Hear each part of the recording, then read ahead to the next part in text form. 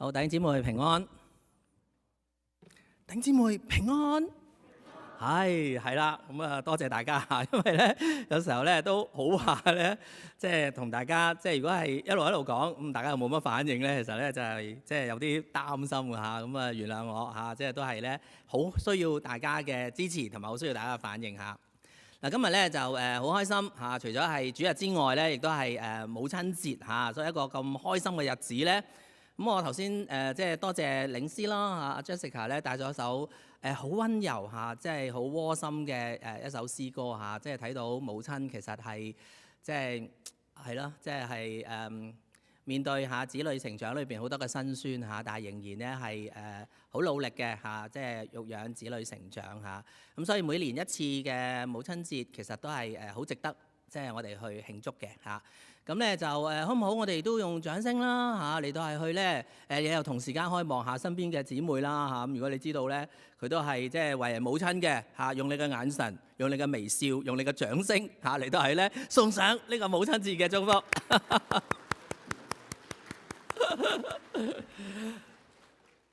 咁啦，咁你放心嚇，就唔係淨係呢啲掌聲啊嚇、眼神啊、微笑啊，我哋教會預備咗小禮物嘅嚇。咁啊，但係你又唔好諗，而家請你專心嘅嚟到去聽到嚇，就唔好成日諗住，哎呀有啲咩小禮物啊咁樣樣嚇，一陣間你會知㗎啦。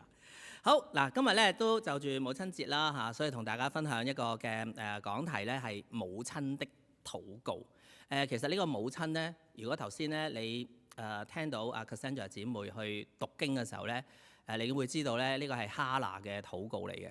咁我應該咧要將佢咧係用個引號括住嘅嚇，因為當佢發出呢個禱告嘅時候咧，其實佢未有子女嚇，佢未有子女嚇，所以咧未必可以咧咁樣叫做母親嘅禱告嚇。咁但係咧但係呢個禱告好有意思嚇，正正就係佢好想要有子女，但係咧冇喎嚇。大家可以想像當中，作為一個神嘅兒女嚇，當佢結婚但係又冇仔女嘅時候，其實承受好多喺信仰上邊嘅壓力嚇。子女唔係神嘅產業咩？點解冇嘅咧？係咪佢冇祝福咧嚇？係咪佢有罪咧嚇？所以冇子女咁樣樣。唔單止喺信仰上邊去面對挑戰，家庭都係面對好大壓力嘅嚇。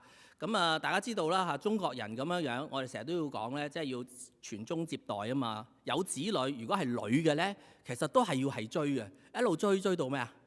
追到有仔為止啊嘛，係咪嚇？女嘅就嫁咗出去咁樣樣嚇。所以咧唔單止信仰上面有挑戰嚇，家庭上面有壓力。作為哈拿，佢面對呢啲咁嘅情況，佢可以點咧？其實佢心裏邊可能好多嘅苦毒，嚇。所以今日雖然咧，佢未係作為母親，但係當佢將佢嘅需要、佢嘅苦情陳明喺上帝面前嘅時候，佢嘅禱告，我覺得好有意思，好想喺今早都同大家咧嚟到係去藉著佢嘅禱告咧嚟到係去學習嚇，以致能夠幫助我哋當我哋面對一啲困擾嘅時候，我點樣嚟到係去帶到神嘅面前，用咩嘅心態嚟到係去禱告。喺講落去之前呢，咦？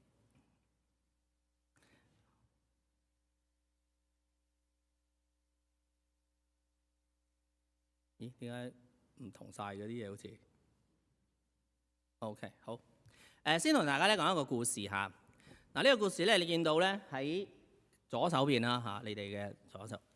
咁啊有火燭啦嚇，咁咧就個雲梯咧就去唔到咁高啊嚇，咁所以咧啲人咧就唯有走啦嚇。咁但係就你知火燭其實 lift 就唔用得嘅嚇，火勢咧亦都係好猛啦。咁所以啲人咧只係可以走上天台度啦嚇。咁啊睇下可唔可以你有其他方法嚟到係去獲救啦嚇。咁當時候咧啲消防員咧見到咁嘅情況咧，就嗱臨咧就開咗嗰個嘅呢個叫做咩啊？呢個一個箭啦，氣箭啦嚇，就叫啲人咧喺上面跳落去咁樣樣嚇，即係唔係你去玩嗰啲咩歷奇咁樣跳，好高㗎嚇，所以咧係有一定嘅危險嘅。咁啲人梗係好遲疑啦，咁高咁樣跳落去，咁就話你放心嚇，你咧就好似背月式咁樣樣咧，用個背脊跳落嚟，咁咧你就個 pat pat 落地嘅啫嚇，就算蹬親都唔緊要嘅咁樣樣。咁啲人遲一陣時間啦。咁但係為咗要保命，咁點啊？都去啦，係咪？咁啊，根據消防隊長嘅指示，咁就背脊咁樣咧，即係跳落去 pat pat 落地咁樣，一個係咁，兩個係咁，哇，都冇事喎，都 OK 嘅。直至係咧，最後咧就有一位女士咁咧就望住，心裏邊咧好艱難啊，點樣跳落去咧咁樣。咁啲人就猛咁勸佢啦，就算即係曾經喺上面跳咗落嚟冇事嘅，都加埋一份子呼籲佢落嚟啦，冇事㗎，都係蹬親個 pad 嘅啫，冇問題嘅。呢個女士聽完冇幾耐，最後尾都即係好啦，鼓起勇氣就跳落去啦。咁但係佢咧就唔係背住咁樣跳喎，就好似人哋跳水咁樣咧，向前咁樣插水咁樣跳落去喎。哇！咁啊撞到個頭咧都暈埋咁樣。啲人就好奇怪，個個都係咁樣背住去跳，點解佢要咁樣插水咁跳咧？大家知唔知點解？咁你要有多啲想像力嚇。咁梗係有啲原因啦，人人都咁做，佢唔做，一定咧係有原因嘅。咁原來佢大肚，一嚟嗰個動作可能未必做到啦。第二咧，佢唔想咧，就算個 pat pat 落地咧，蹬親個胎咧，其實唔好啊嘛，係咪？咁所以佢選擇咧就好似跳水咁樣，撞到咧個頭都即係都暈陀陀咁樣。咁但係佢第一句説話同個消防隊長講：究竟我個胎有冇事啊？快啲送去醫院度啦！咁樣。呢個消防員聽到之後，心裏邊好感動。一個女士最關心嘅唔係佢自己嘅頭傷成點反而係關心佢肚裏邊嘅 BB。究竟咧安唔安全？偉唔偉大啊？做媽媽但係好似冇乜反應咁喎。咁可能我講得唔係好感動我想講，其實咧有時候咧，媽媽背後做咗好多嘢咧，可能我哋做子女我哋唔知所以呢個故事話俾我哋聽，真係父母當佢去養育子女嘅時候，背後有好多辛酸，唔一定係可以知道。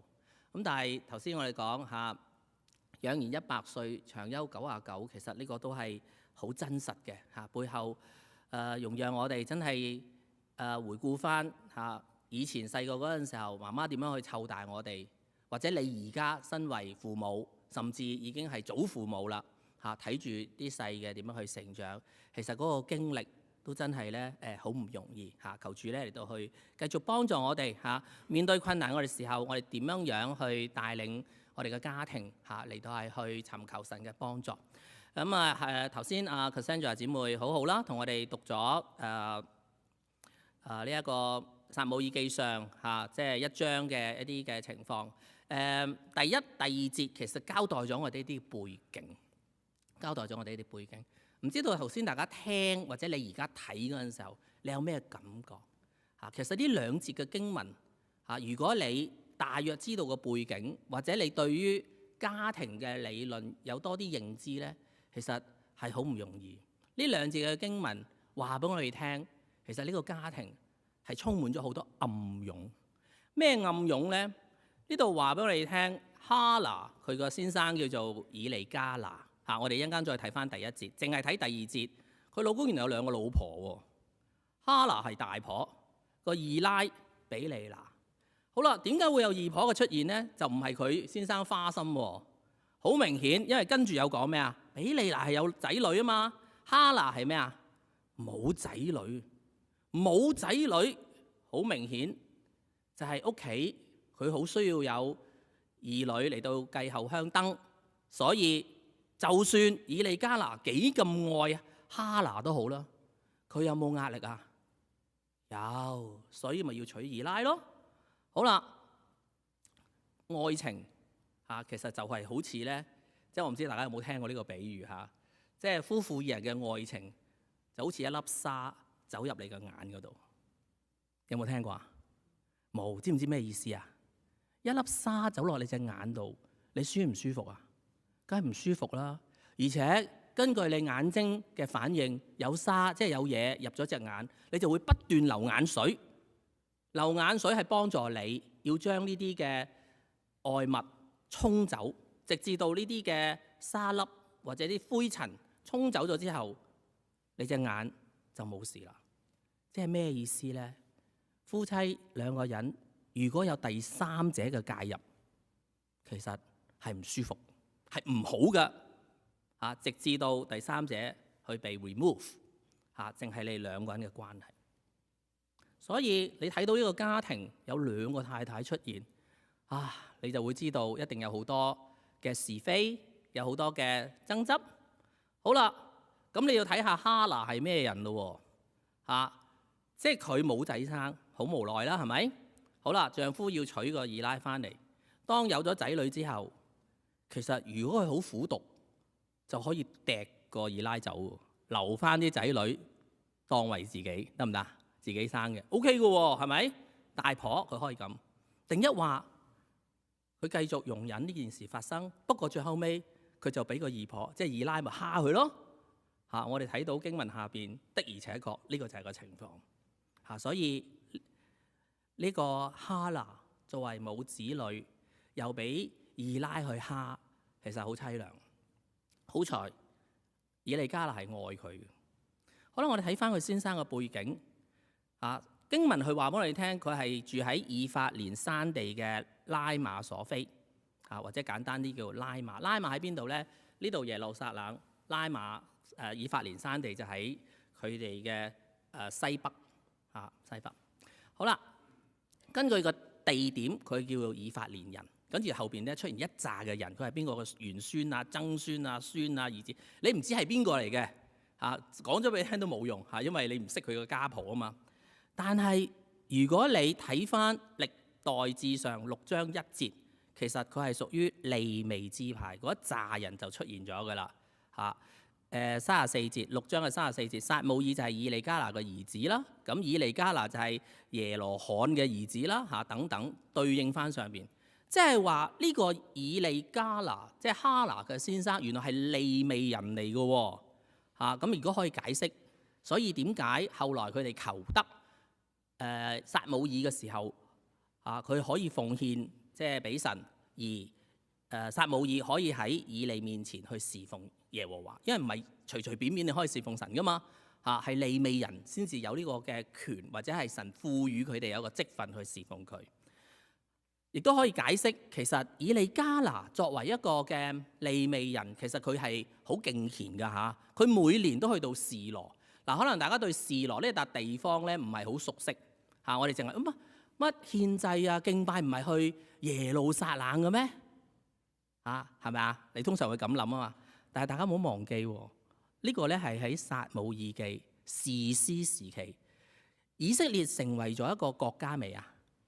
未有王國嘅係撒母耳去高立掃羅，後嚟高立大衛啊嘛。所以嗰陣時未有王國，聖殿都未起好。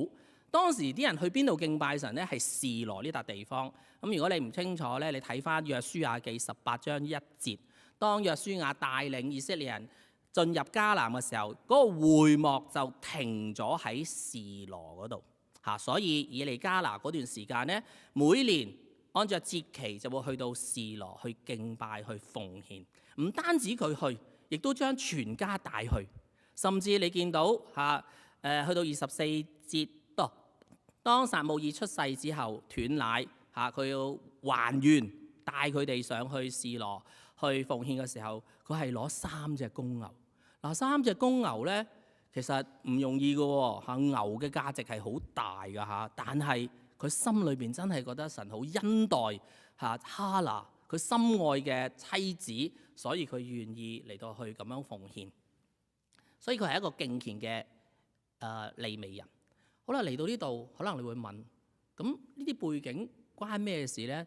屋企嘅背景即係以利加拿作為一個敬虔嘅人，其實佢即係冇嫌棄哈拿。其實佢冇仔生，你可以咧休妻嘅喎甚至咧娶一個唔夠，娶3個4個都得嘅喎。咁但係呢度提到佢係一個敬虔嘅利未人，所以佢冇咁做。但我想講，係咪個個利未人都係一定咁敬虔嘅咧？大家你諗一諗，係咪個個信徒都一定係好完美嘅咧？好遵守神嘅律法嘅咧？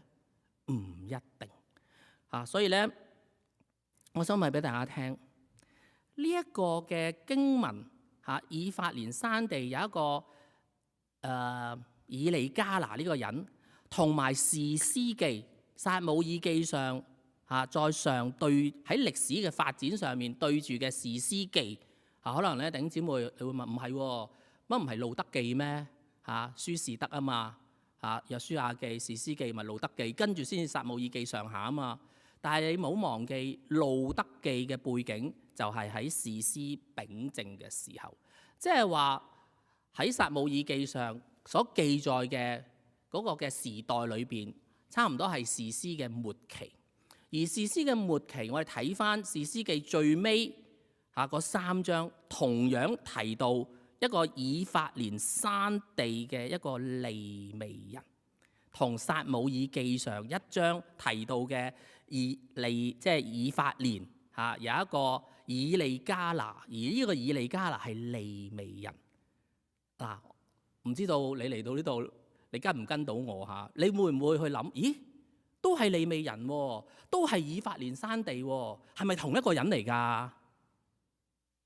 係咪啊？咁啊唔係，你放心，你放心，因為咧士師記記載呢個利未人咧好兇殘嘅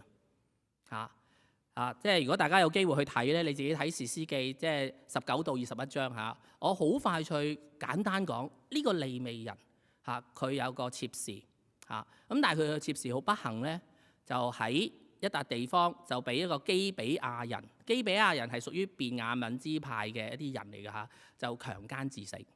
咁好啦，強姦致死發生咩事咧？呢個利未人竟然咧將佢個妾侍咧斬成12塊，寄去12個支派裏邊。對唔住即係如果你聽我咁講，哇乜原來聖經出現咗啲咁殘忍嘅事咩？好似從來都唔知喎咁如果我引起你恐慌咧，咁你請你自己祈禱咧，求神俾你心裏邊有平安。即係我想話俾你聽，原來就算係神職人員係利未人，當喺士師記一個咁黑暗，特別提到冇王，佢唔認上帝係佢哋嘅王嘅時候，佢哋就以自我為中心。因為士師記最尾就係即係點解會咁混亂咁黑暗呢？因為各人偏行己路，自己為中心，自己想做乜就做乜。所以呢個利未人為咗要報復去尋仇基比亞人，所以就斬成12份，寄俾一啲唔同嘅支派，結果就引起內亂，幾乎便雅憫支派要滅絕。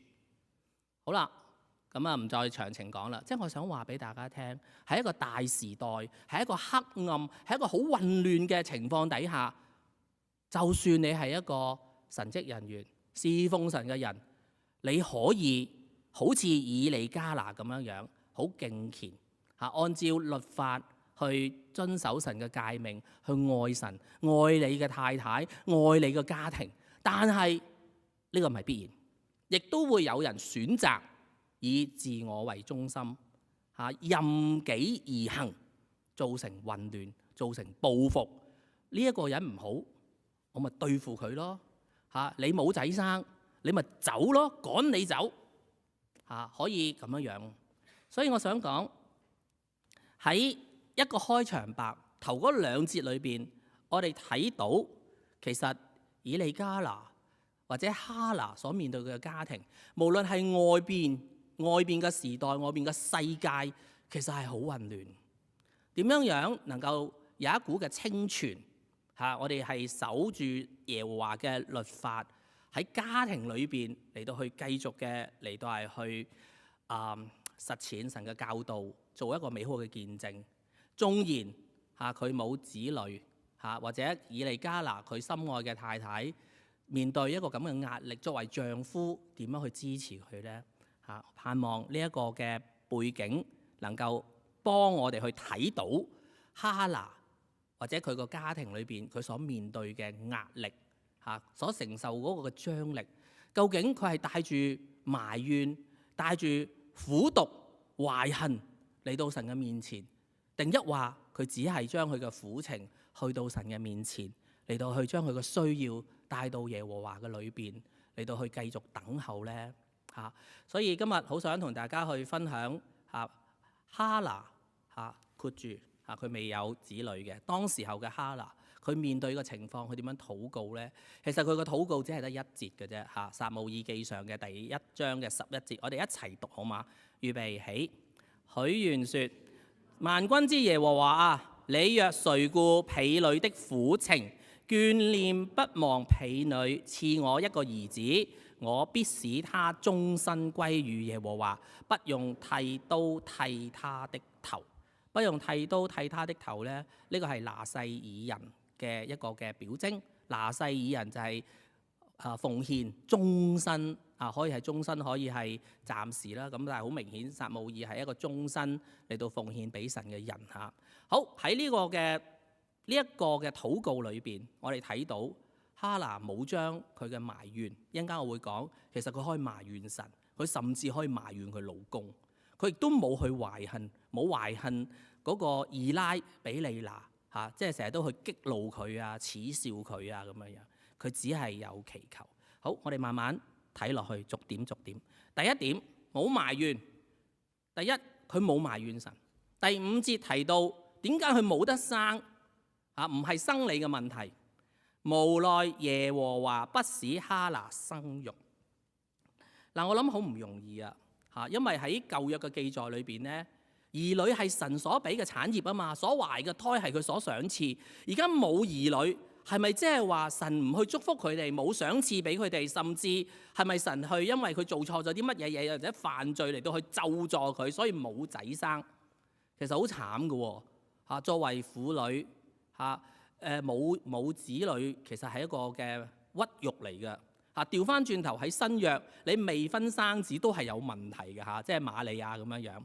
或者大家你會記得咧，喺新約嚇，其實施洗約翰嘅父母撒加利亞同埋伊麗莎白年老先至有子女。其實你可以想像到，佢哋作為侍奉神嘅祭司屋企竟然係冇子女，咁但係佢哋仍然係好努力去侍奉神。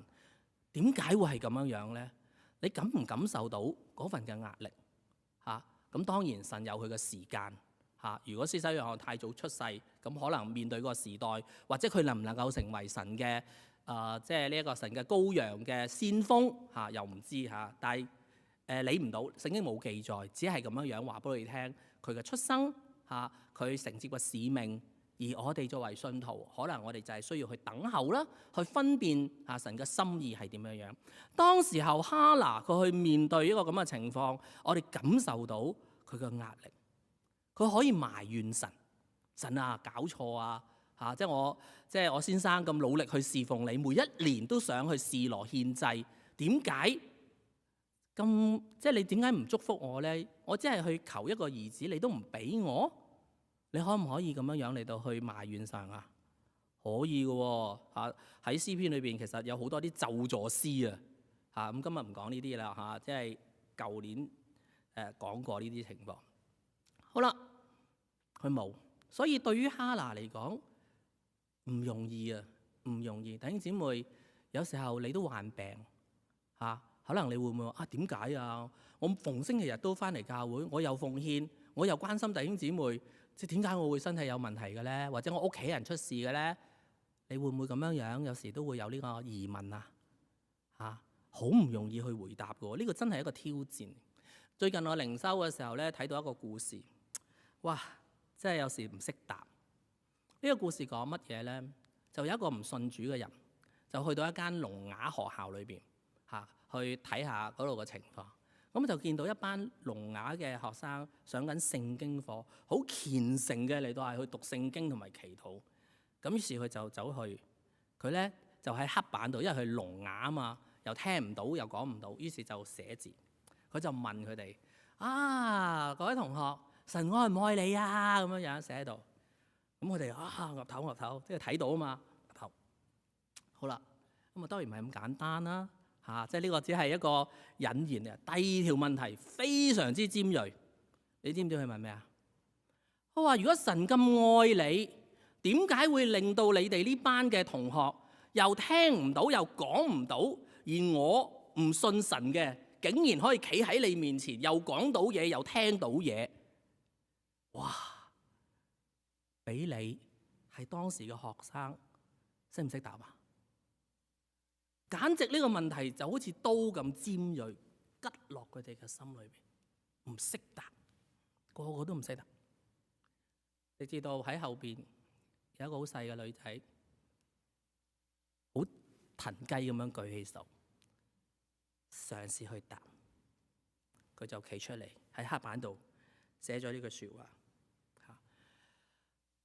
父啊，係嘅，呢個本是你的美意，本是你的美意。呢個係經文嚟嘅喎，喺馬太福音嘅11章26節。呢個本是你嘅美意，哇！超乎我哋嘅感受，我哋嘅理解。點解一個愛人嘅神竟然會令到人係有殘缺？但係作為當事人，佢仍然可以超越佢嘅理性或者佢嘅邏輯嚟到去因着信去講呢個係神你嘅美意。就好似約翰福音9章亦都提到有一個生來盲嘅嗰啲人就問佢啲門，即係問佢究竟係父母有罪啊，定係呢個人有罪咧？耶穌嘅係要喺佢身上邊顯出神嘅榮耀。弟兄姊妹，唔容易啊，真係唔容易。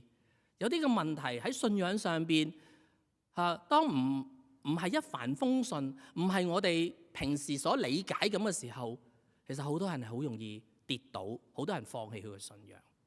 其實哈拿如果因為冇兒女，佢要唔信好容易，好容易。就正如呢一班聾啞嘅學生，當人哋咁樣挑戰佢嘅時候，佢好容易認同啊，係啦，神點解你會對我咁差㗎？竟然用呢啲嘢發生喺我身上邊。但係信仰唔係淨係咁樣即係好似啲黃大仙咁樣有求必應讓你能夠一帆風順，唔係咁。信仰我哋信唔信都好，有冇呢啲事發生喺我哋身上邊都好，神仍然係神，唔會因為唔好嘅事發生喺我哋嗰度，我哋唔信佢，佢就唔係神。大家聽得明吓？反而我哋要問，點解我哋要經歷呢啲嘢？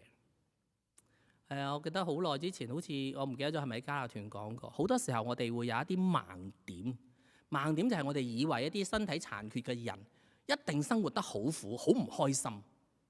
呢個説話啱一半，因為佢哋有殘缺，佢哋唔容易揾到嘢做，生活唔係好方便，係的，而且確係辛苦。但係唔一定係唔開心。我記得喺網上邊，我揾過幾個圖片咧，其實佢哋係好開心。一個戰亂發生嘅地點，爸爸係得返一隻腳，個仔係冇咗兩隻腳。當爸爸抱起佢個仔嘅時候，但係大家嘅面對面見到大家係笑嘅，係笑，因為仲有生命，大家仲可以有聯繫。反而今日我哋健全嘅人行得走得食得瞓得，但係我哋生活得唔開心，見到屋企人都係咁不斷嚟到去嗌交，有好多嘅埋怨。弟兄姊妹，究竟乜嘢係得，乜嘢係失咧？神擺呢啲嘢，除咗好嘅，我哋當然要感恩，但係唔好嘅係咪淨係埋怨，定係我哋都學識去感恩咧？所以哈拿佢冇去埋怨上帝，反而佢去祈求上帝。呢個唔喐嘅好似。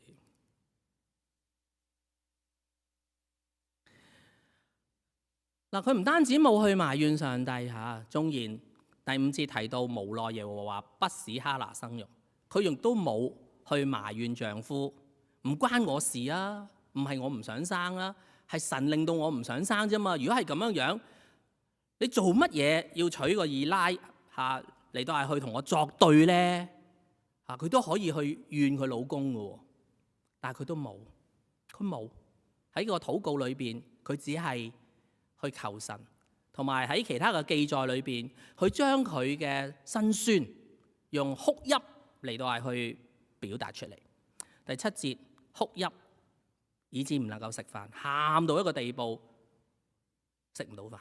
第8節，以利加拿都好好，佢好愛佢嚇，不過佢仍然見到哈拿喊啦，唔食飯啦，心裏受苦。第10節，心裏受苦嚇，痛痛哭泣。英文係 deep anguish, weeping bitterly。嗱，我唔知道弟兄姊妹你有冇試過喊到係停唔到，痛痛哭泣嚇？有冇試過？大家唔使舉手。我想分享一個例子。喺2018年都6年啦。香港咧有一場嘅10號颱風山竹。咁嗰陣時候就停課啦嚇。咁但係後來就總係會過去嘅，雖然帶嚟好多破壞啊、好多冧樹啊咁。咁嗰時我仲喺學校裏邊服侍啦。咁同啲同事一齊就要執拾嗰啲冧咗嗰啲樹枝啊，同埋清理個校園啊，準備第日開課。咁做咗一個上晝之後咧，原本諗住同啲同事一齊去食飯啦，搞掂啦。但係就收到醫院一個電話，因為嗰陣時我阿媽咧就跌低咧，就去咗醫院裏邊咧嚟到去做一啲檢查。咁收到呢一個電話嗰陣時候咧，佢就話我阿媽冇事。咁可以接佢出院啦。咁我好開心啦。咁於是就唔去食飯啦，就去到醫院。去到醫院咧，醫生好快就同我解釋啦，冇事啦，咁樣你就預備同佢走啦。咁我阿媽喺嗰陣時候咧，就唔知點解，佢就同我講：阿仔啊，我好想飲杯奶茶。你聽到嘅時候，你有咩回應？喂，出院咯喎，飲杯奶茶。好似唔係好合理啦，跟住我就同我阿媽講：阿媽，出院啦！你想飲10杯都得啊！我就即係買幾多都俾你。而家醫生要你出院啦，我要辦理一個出院手續，同埋最後尾醫生話你要做一個檢查，咁我哋就翻去㗎啦，就咁咯。好啦，咁醫生就叫我喺出邊辦理啲手續，就同我阿媽就即係再去做一啲檢查，唔夠半個鐘頭。個醫生好緊張走嚟同我講，佢話你阿媽走咗。我嗰刻其實係好難接受，明明話要走，即係接佢翻屋企，點解你而家話俾我聽走咗？醫生就話俾你聽，佢就係有細菌感染，就好似徐武浩博士佢咪話喺船嗰度咧中嗰個 sepsis 嗰個敗血病一模一樣。襲擊佢嘅心臟，因為我阿媽做咗啲心瓣手術，就係咁走咗。我完全嗰一刻係接受唔到，即係由一個原本接佢翻去，到知道佢走咗。其實我都係最近，因為要執嘢嗰陣時候咧，攞翻張死亡證咧，我先至睇到原來佢過身嘅原因係咁，因為我根本接受唔到係咩原因。喺佢嘅安息禮拜裏邊，啲人唔係好知道點解喺佢嗰個程序表咧係貼咗張奶茶。啲人唔知道點解，係我好後悔點解嗰陣時候，即係連佢最簡單嘅要求我冇俾佢。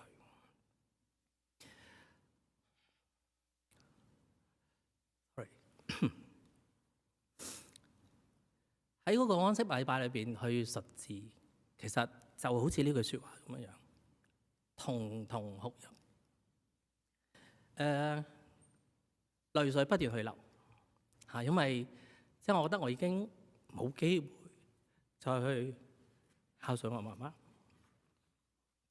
嗰個感覺其實係好難去接受嚇，因為好忙，做嘢好忙嚇，所以其實個感覺就係我愛我嘅人走咗，愛我嘅人走咗，好似咧身體裏邊有一半離開咗。呢個就係痛痛哭泣，好難同人去講嚇，唔知道點樣同人去講，亦都唔明白神點解要喺一個咁嘅情況底下接走我阿媽。咁當然啦，其實後來即係我個仔啦，我個女啦，其實佢哋都係可能比較抽離，但係嫲嫲走咗之後，對佢哋嚟講都係有好大嘅轉變。咁呢個有機會再同大家去講。所以我想講，當哈拿面對神唔去祝福佢，當面對以拉對佢嘅作對，但係佢並冇將呢啲嘢懷恨在心，去咒詛佢哋，只係將佢嘅悲情透過哭泣去表達出嚟，將佢嘅需要帶到神嘅面前。另外，我想講，其實作為丈夫以利加拿，其實佢好愛哈拿。喺經文裏邊，我哋睇到，當佢要獻祭嘅時候，佢嗰啲嘅祭肉係雙份俾哈拿，係愛佢嘅。咁但係都唔能夠咧去令到哈拿開心，甚至好理性。喂，有我咪俾10個仔仲好。做先生嘅，你覺得呢個哈拿唔係 sorry， 你覺得呢個以利加拿好唔好啊？好好噶咯喎，唔係淨係得個講字我愛你，係有實際嘅行動噶喎。獻祭嗰陣時候雙份俾佢喎，仲唔係代表即係偏心就係偏你咯？哈拿錫你錫到窿啦，仲有我一個咪俾10個仔仲好，係咪啊？但係哈拿好似都唔係好領情。嗱，喺度咧，我都希望丈夫你要明白少少。呢一個咧，其實有時候點解家庭會咁唔和諧？其實夫婦二人咧係真係要去好明白大家嘅情況，同埋要用一個適當嘅方法去表達，你先至能夠咧去面對一啲嘅困難，夫婦同心。呢度好想講咧，其實如果你即係以前好少嚇，即係有呢啲嘅分析，其實男女真係好唔一樣，無論係個性情嚇，無論係個喜好，甚至係處事方式。呢本咧係男女大不同啦，或者係有金星火星，即係都係類似嘅書。講乜嘢呢？男女可能大家比較容易理解嘅就係男性係理性啲嘅，分析多啲嘅，客觀啲嘅；女性係比較感性啲啦，係真係可以去容易啲去喊嘅，感覺重一啲嘅，處理問題呢，男性係傾向 problem solving。你唔見咗個銀包，佢就會提你你諗下係咪擺咗喺個車度啊？係咪放低喺個櫃嗰度啊？或者係你個袋度啊？係解決問題做傾向 problem solving。但係女士呢，其實佢未必需要你嘅解決方法，佢只係需要你嘅認同。哎呀，你唔見咗個鎖匙啊！哎呀，我知道你心裏邊梗係好焦急㗎啦，心裏邊好囉囉攣㗎啦，唔知點算。哇！你咁樣講完之後，佢就已經好好啊！佢覺得你幫咗佢好多㗎啦。但係如果你話俾佢聽喺邊度嘅時候咧，佢覺得你冇用，你唔明白佢所以女士呢度講大部分即係如果你唔係咧，你唔好咁樣咧嚟到挑戰我女士佢有問題嘅時候，佢係需要有個出口，揾啲姊妹嗶哩吧啦吧啦講完之後咧，佢舒服啲，然後佢可以咧再冷靜啲再去處理個問題。但係男士佢唔興嘅，你唔好叫我揾啲弟兄講。最好嘅做法，你揾個地方，你俾我匿埋下，我自己獨處下，俾我安靜下，腦筋清醒啲，點樣去解決問題。所以你見唔見到啊？係好唔一樣。當我哋唔明白嘅時候，就好似以利加拿咁樣，你冇仔女啊嘛，我冇辦法可以俾到個仔你㗎。於是佢講咩啊？有我唔係俾10個仔仲好咩？佢係咩啊 ？problem solving。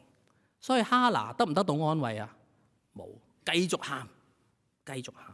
但係如果以利加拿調翻轉，係啦，我都好想有仔嘅，不過冇辦法啦如果有仔真係幾好咧冇仔係嘅，承受好多艱難所以做丈夫嘅你要明白，男女係有唔一樣。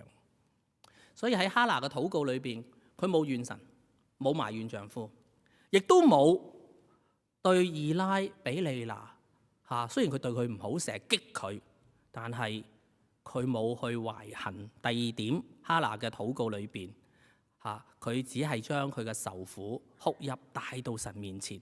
縱然以拉比利拿同佢作對，大大激動佢，令佢生氣，甚至喺第7節上去耶和華殿嘅時候當以利加拿分雙倍俾哈拿嘅時候，比利拿就遞佢，哇，巴閉啦，有2份啊嚇！即係你諗下，我哋即係2份你都食唔晒啦嚇，又冇仔女咁樣樣嚇，呢個我加落去嘅。但係你可以想像下嗰時係咪係咁樣咯嚇？即係好毒噶嘛，講嗰啲字眼係咪？所以你作為哈拿，你真係有淚，即係唔單止在心裏流啊，直情係寫晒滿出嚟咁樣樣。弟兄姊妹，其實好唔容易嚇。聖經裏邊佢提到嚇可能華人我哋比較少去流露我哋嘅感情嚇，但係我想同大家講，即係如果你有跟我一齊上主日學，我哋成日都話我哋嘅禱告咧，有時好抽離、好理性，我哋好少咧將我哋自己嘅情感投入喺禱告嘅裏邊嚇。其實喺私禱裏邊得你同埋神啫嘛，佢乜都知啊，咁點解你唔夠膽將你嘅苦況同神去陳明咧？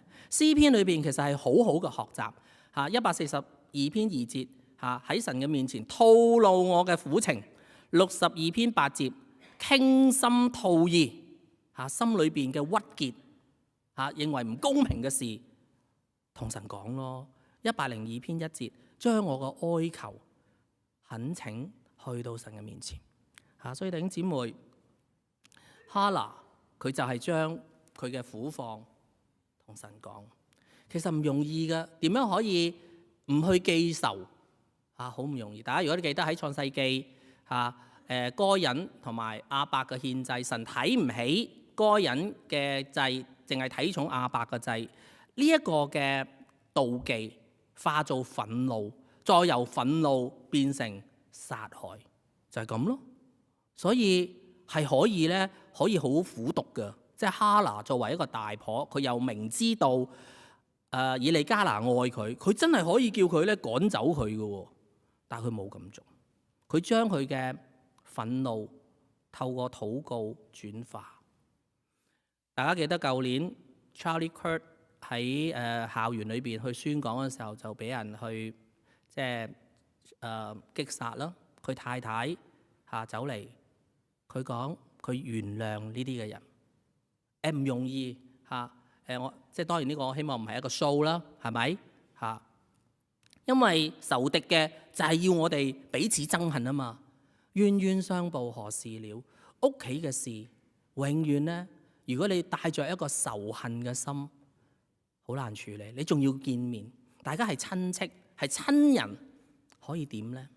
唯有愛先至能夠化解大家裏邊嘅恩恩怨怨，呢個情仇先至可以咧喺神嘅愛裏邊得着終結啊！所以唔好中咗魔鬼撒旦嘅詭計。仇恨如果你用去報仇去回應，只係帶嚟更多嘅傷害。冤冤相報何時了？仲要嗰個對頭人係你自己嘅親人，你話幾咁可憐？可憐。所以求主幫助我哋，學習第3點，禱告，將個苦情需要帶到神嘅面前啊！垂顧婢女嘅苦情，眷念不忘婢女，賜佢一個兒子。唔單止賜佢一個兒子，佢亦都回應神，讓呢個孩子能夠終身歸俾耶和華上帝。所以喺第19節，耶和華神聽哈拿嘅禱告，顧念佢，於是就終於俾佢有一個兒子。呢個兒子係哈拿喺神嘅裏邊切切去懇求翻嚟。撒母耳嘅意思希伯來文 Samuel， 神已經垂聽。當然，神幾時去垂聽？神用乜嘢嘅方法回應？呢個係神嘅主權。我哋作為信徒，我哋只係可以去安靜等候，祈求上帝嘅引領。今日夫婦好緊要，哈拿嘅需要，我相信亦都係丈夫佢能夠去明白體會。所以當哈拿個禱告蒙應允嘅時候，以利加拿好開心去到示羅嗰度嚟到係去獻祭啦、還願啦。而哈拿亦都遵守佢個承諾，因為得到呢個兒子之後，佢亦都係將佢奉獻，即係斷奶之後奉獻俾神，永遠住喺嗰度。可能有弟兄姊妹你會問：哇，咁啊冇咗個仔咯，係咪？嚇。但係我諗喺個過程裏邊，重要嘅唔係神去回應俾佢有個仔，而係重要嘅佢體會到神其實唔係唔知佢嘅需要，神仍然顧念佢，以致去回應佢。有神嘅同在先至係重要。嗱，我唔想成日都有啲成功神學，其實喺後邊我本來仲有一節咧，你睇到咧，後來佢奉獻咗俾撒母耳之後咧，神亦都繼續賜福俾佢咧，繼續有仔女㗎嚇，唔係佢奉獻咗就冇。不過我唔想大家有一個錯覺，哦係啦，即係我哋好似同神咧討價還價咁樣樣。你睇我而家俾咗你之後，佢最後尾又會俾翻我嘅咁樣樣。即係我諗呢個我唔想大家有一個咁嘅錯覺，所以我嚟到呢度停嚇。佢係按照當初佢嘅禱告還願，將撒母耳奉獻俾神。大家知道撒母耳係一個好重要、好重要嘅角色，係由士師時期佢哋成日都去話冇王，去到一個轉捩點，真係按照佢哋嘅需要去立王，立掃羅。不過後來掃羅佢違背神嘅心意，於是高立大衛。就算有王國嘅時期，如果你睇翻，好快脆就分裂啦。120年之後，即係掃羅、大衛40就分裂啦，南北兩國。然後跟住咧，北國就俾亞述亡國，南國就俾巴比倫亡國。成個嘅王國時期500年，同士師時期500年差唔多。就算你話你冇王，而家俾個王你啦，咪一樣都係搞唔掂。所以最大嘅祝福係有邊個喺人嘅生命同埋家庭裏面啊？係神自己。哈拿嘅禱告就係捉住咗呢樣嘢，神係佢最大嘅祝福。所以弟兄姊妹，你問一問自己，今日神俾你好多嘢但係你有冇因為神俾你嘅嘢，你反而俾佢牽引住你離開咗神呢？我成日都講早前譬如啲弟兄姊妹去求婚姻對象嘅時候，俾你求到啦，跟住星期日就唔返教會啦。因為去咗玩啊嘛，去拍拖啊嘛，咁我成日都問，究竟俾你係神嘅祝福定係神嘅咒詛咧？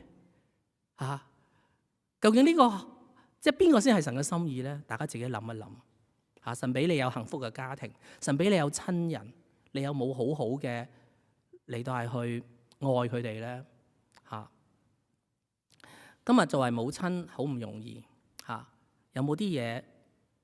你會唔會見到佢年老嘅時候，或者你自己有好大嘅需要，你就已經忘記咗佢呢？你以為父母嘅愛，或者係媽媽過往一路以嚟對你嘅關心支持，甚至要代你去照顧孫兒嘅時候，呢一個係理所當然嘅呢？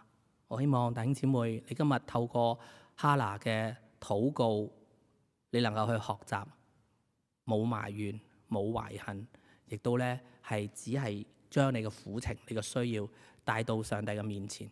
最後好想同大家嚟到去有一個故事作為一個嘅結束。呢個故事咧同呢度有啲唔一樣嚇，即係可能未好好嘅去更新咯。嗱，呢度咧係講到咧有一個年青人嚇，佢畢業啦。佢畢業之後咧，咁就去應徵做經理啦。咁過五關啦，斬六將啦，於是咧就去到見到 final interview 嘅時候咧，咁就個董事長就問佢：你啲成績好好喎，一路咧都係即係名列前茅嘅嚇。佢就話係咪即係爸爸好用心教你啊？咁唔係，爸爸好早就過身。如果係咁樣樣啊，咁係咪即係你媽媽係咪好叻㗎？所以咧就即係身兼父母啦教你都唔係。其實媽媽係即係好卑微嘅啫學業程度好低嘅，同埋咧佢係幫人洗衫嘅所以咧都係靠佢自己嘅努力。跟住呢個董事長就再問佢：原來你媽咪洗衫㗎？咁就問佢：咁你喺個過程裏邊咧，你有冇曾經幫過你媽媽洗過衫啊？我話冇喎。我話點解冇咧？因為媽媽話：喂，即係我有個時間應該讀書啦，係咪？同埋最重要咧就係你洗得慢過我所以咧唔使你幫手啦。咁呢個年青人就冇啦。咁呢個董事長聽完之後就：你可唔可以攞隻手出嚟俾佢睇？咁果然咧係好乾滑即係好似冇乜點樣樣做過操勞嘢。咁佢就話：好，你今晚翻去試下同媽媽捉住媽媽隻手啦，試下幫佢洗下衫，你聽朝早再嚟。咁於是呢個年青人就翻去就捉住媽媽隻手啦。喺嗰陣時候，佢第一次體會到原來媽媽過往咁多年洗衫洗到咧隻手有好多嘅焦，即係嗰啲叫咩啊？嗰啲疹啊，同埋咧有時候咧因為天氣太凍咧裂開咗。佢第一下即係第一次好認真先至睇到媽媽隻手，因為工作變成咁樣樣。然後喺同媽媽度洗手嘅時候，即係同一齊洗衫嘅時候咧，佢發覺原來咁辛苦洗衫。然後跟住冇再講嘢咧，就將剩翻啲衫咧洗晒。然後夜晚就同媽媽傾咗好耐偈。第二日去 interview 嘅時候，隻眼梗係腫晒啦。